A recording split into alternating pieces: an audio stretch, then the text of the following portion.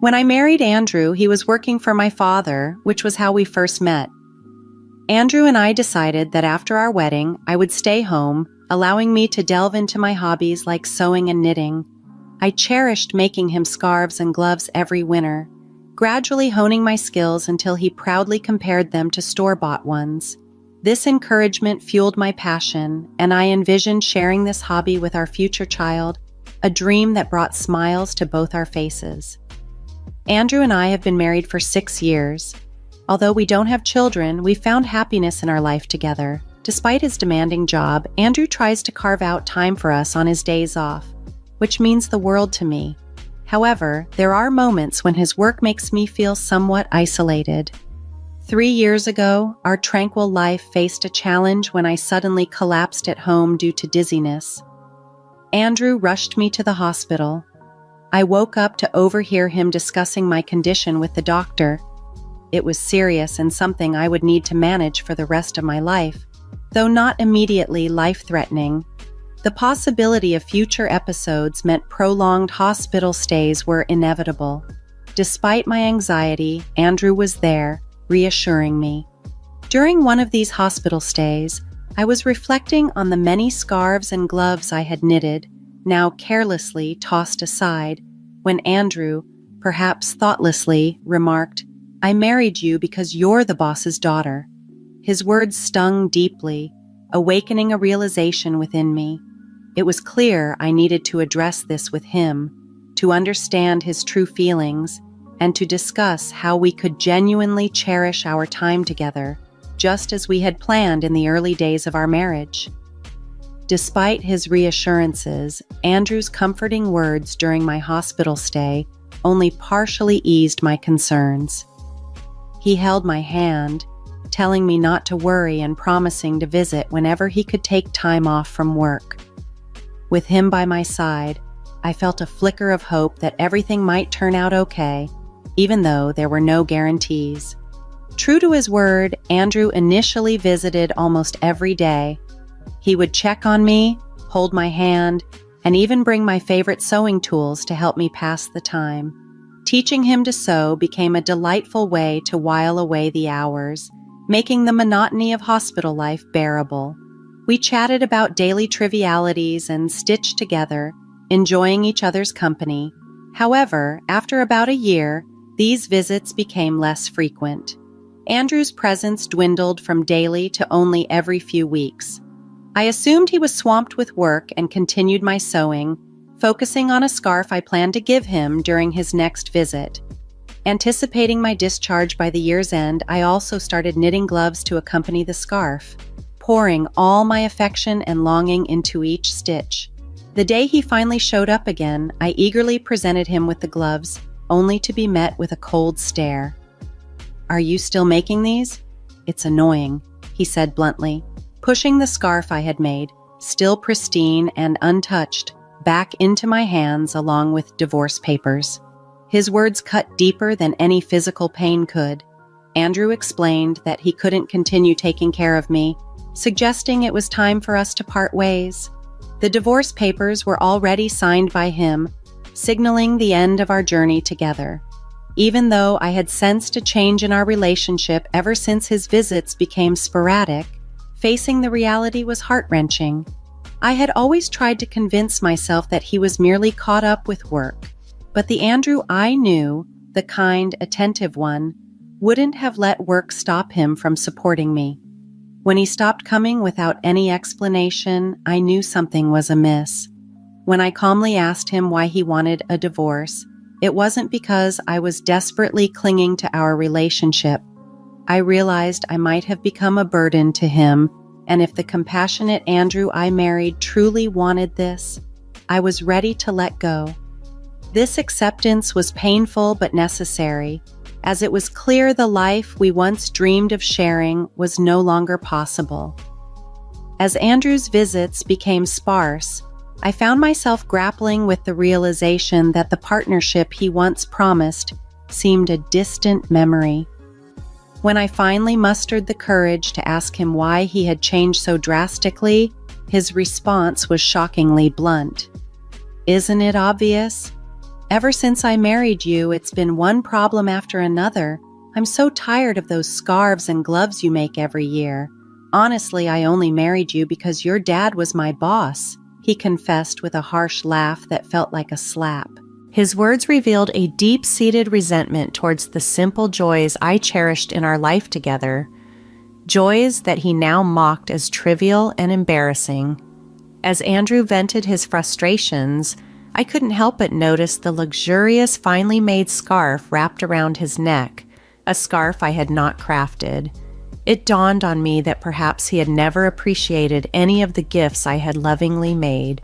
Maybe they had always been nothing more than an annoyance to him, a realization that stung deeply. After I fell ill and my father retired, it became painfully clear that Andrew no longer felt the need to maintain the facade of a caring husband at his workplace. During the first year of my illness, he had diligently visited, possibly to preserve his image at work, where he was often lauded for his dedication to his sick wife. This facade of a supportive spouse seemed to benefit him professionally, enhancing his reputation among colleagues. When I confronted him about this, pointing out how his visits seemed more about maintaining his image than genuine concern, Andrew was momentarily taken aback. He then sheepishly admitted that my condition had indeed made things easier for him at work. This candid acknowledgement confirmed my suspicions. To Andrew, my worth had been tied not to our shared life or the love I thought we had, but rather to how my situation could serve his interests. This harsh reality was a turning point, helping me see the vast gap between the life we had promised each other and the one we were living. Throughout my illness, Andrew had seemingly capitalized on the sympathy and goodwill of others. He confessed quite candidly how mentioning my condition at work garnered him extra praise for his supposed dedication and readily granted him breaks whenever he needed them. If I worked late, everyone praised me for being so dedicated, and if I needed a break, all I had to say was my wife is sick, he explained without a trace of remorse.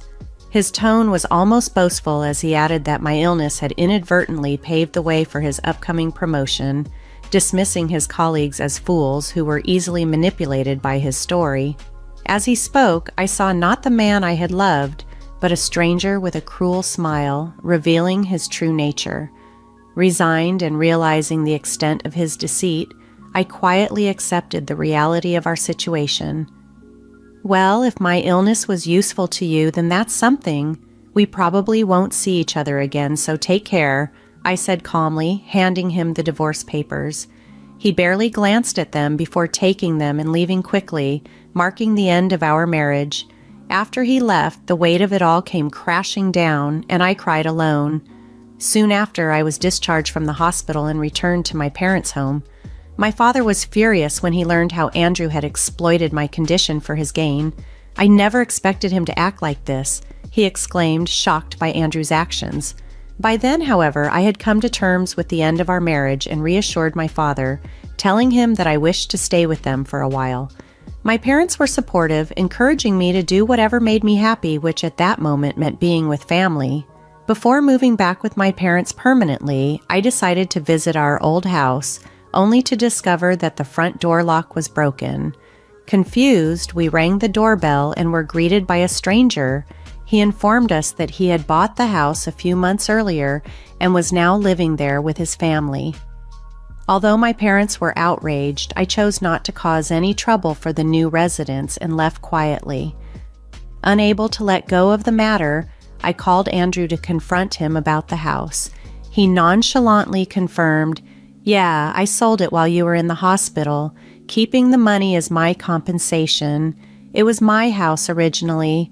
His response was yet another blow, but by then I had already braced myself for his selfish actions and focused on rebuilding my life without him. Andrew's indifferent tone as he mentioned the sale of our house left me deeply sighing. I had only just found out that he had sold our home about a year ago, around the same time his visits and concern for me began to wane. It was shocking to learn he had made such a significant decision without even a discussion, especially since we were still technically married and had yet to finalize the division of our assets. Though the divorce papers were signed, We had planned to meet the following week to settle these matters, but Andrew had preemptively acted on his own, which was astounding. When I confronted him over the phone, trying to maintain my composure, I told him, "You didn't understand anything." His response was a confused, "What do you mean?" I simply replied, "I'll explain next week," and hung up. Turning to my concerned parents, I managed a smile and asked my father for a favor. I outlined my plans and requested his help to prepare everything. "I've already prepared all the necessary documents. There's not much time before our meeting next week, but we'll manage," my father assured me with a slightly worried smile. As my father, he likely felt a mix of guilt for having introduced me to Andrew and anger towards him. His determination to support me was palpable, and I was grateful for it. As the day of the meeting approached, I found myself unexpectedly smiling at the thought of Andrew's reaction to the preparations we were making. We decided to hold the meeting at my parents' house. My parents and I sat on one side, facing Andrew across from us. Despite knowing how much pain the divorce had caused my parents, Andrew appeared utterly indifferent, even displaying a slight smirk at times. His demeanor was not just unapologetic, but outright disrespectful and arrogant, which only solidified my resolve. At that moment, seated beside my parents, I felt the weight of the injustice he had done to me, but also a sense of empowerment from the support of my family as we prepared to face him together. As the discussion unfolded, I maintained a calm demeanor, assuring Andrew, "I don't plan to ask for too much." He attempted to appear generous, stating that the money from selling the house would suffice. This claim visibly angered my father, but I gently touched his hand to soothe him, signaling that we had the upper hand in this discussion and there was no need to escalate our emotions. "Before we proceed, there's something important we need to address," I said, and my father handed me a document. I held it out for my husband to see. "The house was indeed in your name, but the land it stands on belongs to my father, who holds the title," I explained calmly. My husband's face showed a slight frown. "So what? The house was still mine. No one can complain. Do you think this gives you a way to get back at me?" He chuckled, dismissive of the implications. "It's true you legally sold the house," I acknowledged. "However, since the land is still owned by my father, this poses a significant issue for the family who purchased the house," I continued, outlining the predicament. "You sold the house, yes, but as the landowner, my father could theoretically demand rent from the family currently living there. Wouldn't that cause them considerable trouble?" I paused, letting the gravity of the situation sink in. "We're not planning to take that step. However, we can't simply relinquish our rights to the land without compensation. We plan to offer the family the opportunity to purchase the land. We won't force them out or charge rent monthly, but it would be problematic if they refuse to buy." I explained further. "Originally, my father intended this land as a gift for us to build our life on, not to be sold off to strangers without consideration. If the family who bought the house refuses to purchase the land, they might even sue you, misled into thinking they had full ownership of their new home. Imagine their frustration, thinking they had bought their dream home, only to find out about additional, unexpected expenses. With the ownership of the land confirmed, we promptly visited the family who had bought the house to discuss these issues and find a fair resolution. This approach not only protected my family's interests, but also showed consideration for the unwitting buyers, aiming to prevent further conflict and distress. When we laid out the situation to the new homeowners, they were quite understanding but firm. They recognized that any legal complications arising from the sale would fall on the seller, my husband, Andrew. They even mentioned the possibility of suing him if we couldn't reach a satisfactory agreement. Observing Andrew's pale face, I could tell he grasped the gravity of what was at stake. He could face severe financial repercussions. In a shaky voice, he asked, "What should I do?" I responded with a slight smile. The family could buy the land from us, which would settle everything smoothly. However, you'll need to cover the cost. Once they own both the house and the land, all current issues will be resolved. I continued, explaining the complications further. Given that they were unaware of the land's full value when they purchased the house, they might demand compensation from you. That decision is theirs to make. Also, the land is in a prime location, potentially worth more than the house itself. Even if you sold all your assets, it might not cover the costs. Alternatively, you could choose to buy back the house and cover the cost of the land, along with a relocation fee for the family. This would return both the house and land to your possession, and you could attempt to resell them. Though after paying the relocation fee, any profit would likely be minimal. I paused to let the information sink in before addressing another point. And regarding alimony, your actions have caused me considerable emotional distress. I intend to seek compensation for that, so keep that in mind. You've used me as a pawn for your career ambitions, and now that I see this clearly, I'm disgusted by everything you've done. I plan to pursue damages for the emotional distress it's caused me. While evidence may be limited and a victory uncertain, discussing this matter is crucial given your current predicament.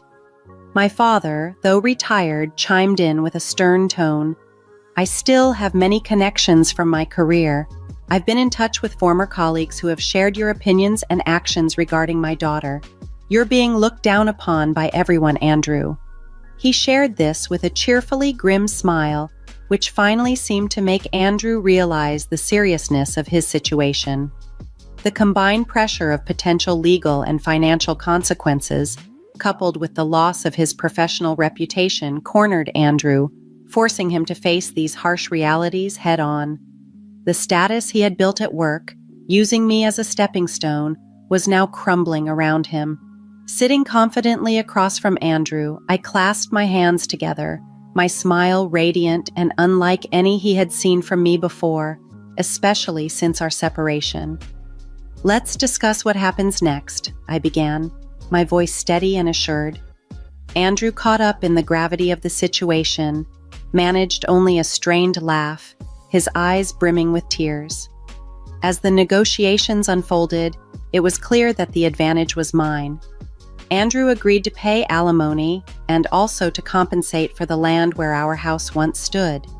We later explained this arrangement to the family who had bought the house, ensuring they were treated fairly and understood the new terms. In the end, the results were favorable for everyone except Andrew, who found himself losing everything. The rumors my father had subtly spread throughout his company compounded his losses, eroding his status and halting any chances of a promotion. As these rumors persisted, Andrew became increasingly isolated, culminating in his resignation from the company, an outcome my father later shared with me. There's a temptation to view all this as karma. The gains Andrew thought he had secured through exploitation proved to be ephemeral, crumbling under the weight of his actions. Now, back at my parents' home, I've found solace and a new purpose in teaching sewing classes. While my classes are modestly attended by local women and children, the joy and fulfillment I derive from sharing my skills have brought me a profound sense of happiness. This unexpected turn in my life has shown me that even without having children of my own, a dream I once shared with Andrew, I can still impart my passion and experience in ways that enrich my life and those around me. This, more than anything, has taught me about the resilience of the human spirit and the unexpected paths to fulfillment.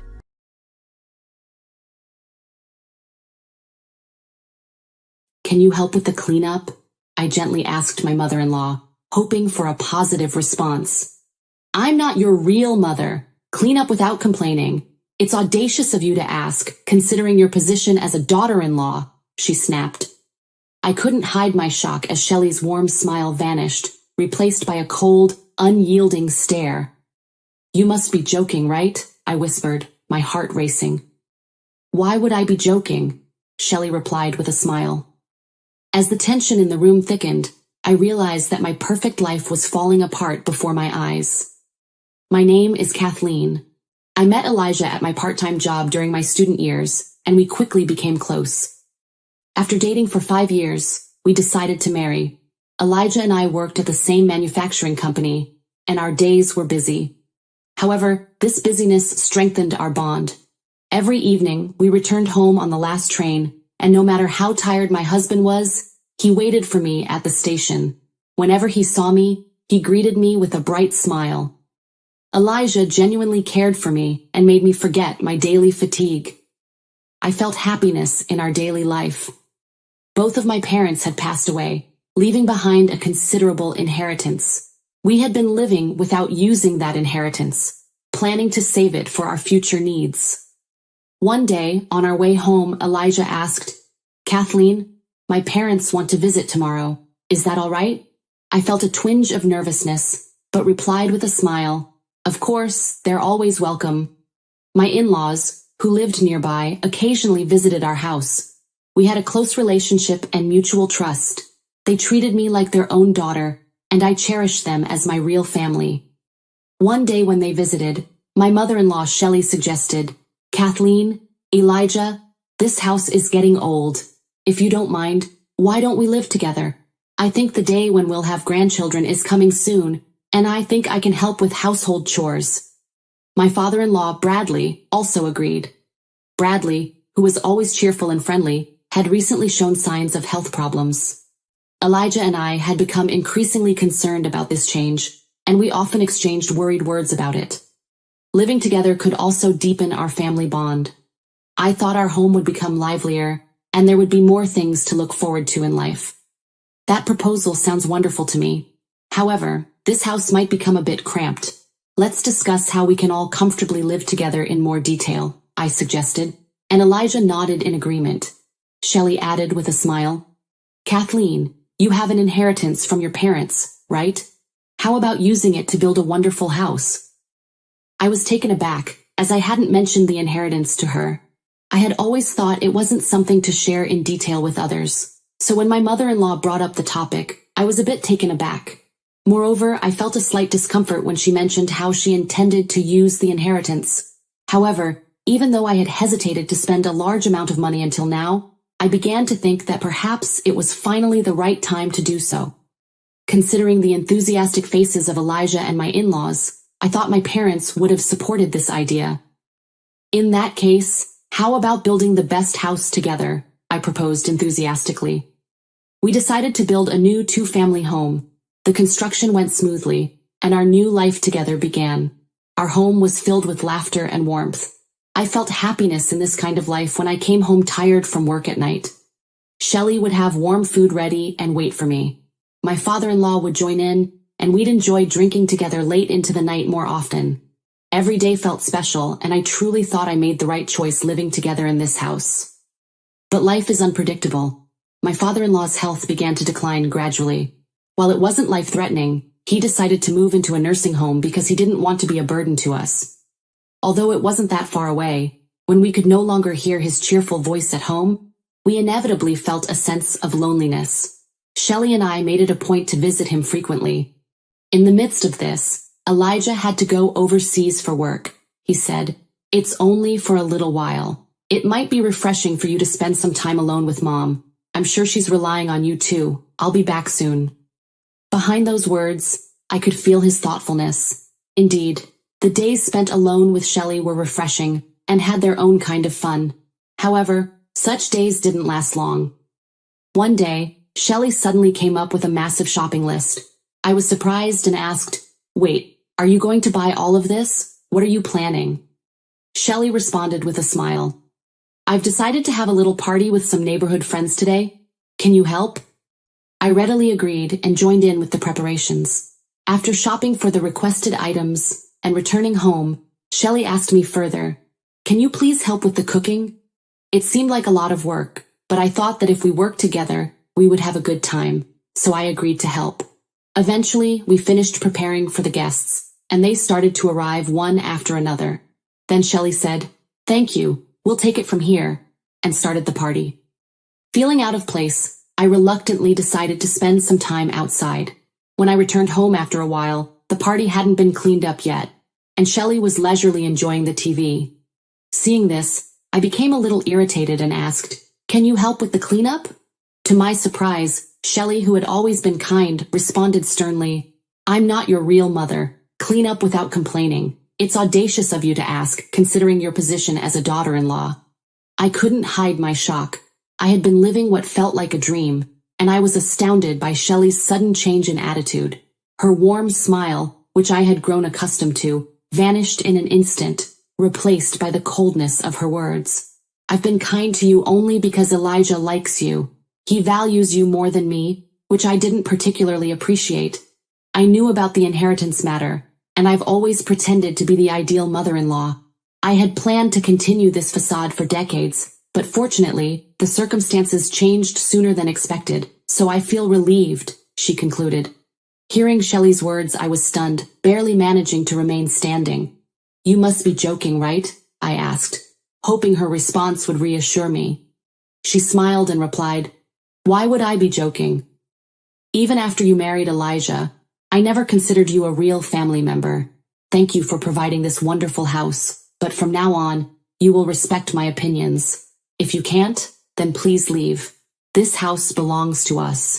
Your room will be used as a guest room, and you can sleep in the storage space under the stairs. There should be just enough room for you to lie down comfortably." That night, cleaning up after the party with tears streaming down my face was the hardest thing I had ever done. I wondered what all her previous warmth had been about. As days went by, Shelley's changed behavior significantly increased my stress. Despite that, I took on more and more household responsibilities to meet her expectations. No matter how busy I was, Shelley never helped. Returning home late from work, I'd find the remnants of her tea parties with her friends. Cleaning up after these gatherings became my established duty. While tidying up, time would fly, and considering the breakfast preparations for the next morning, I had to cut down on sleep. Yet I persisted with household chores. Receiving complaints on the rare days I couldn't prepare breakfast became a routine. One day, I accidentally overheard Shelley bad-mouthing me to her friends. Hearing her mock me while laughing, I felt profound sadness and anger. Gradually, the emotional toll became unbearable, so I requested temporary leave from my job. Though I still faced verbal abuse and endless chores at home, the daytime gave me brief respite.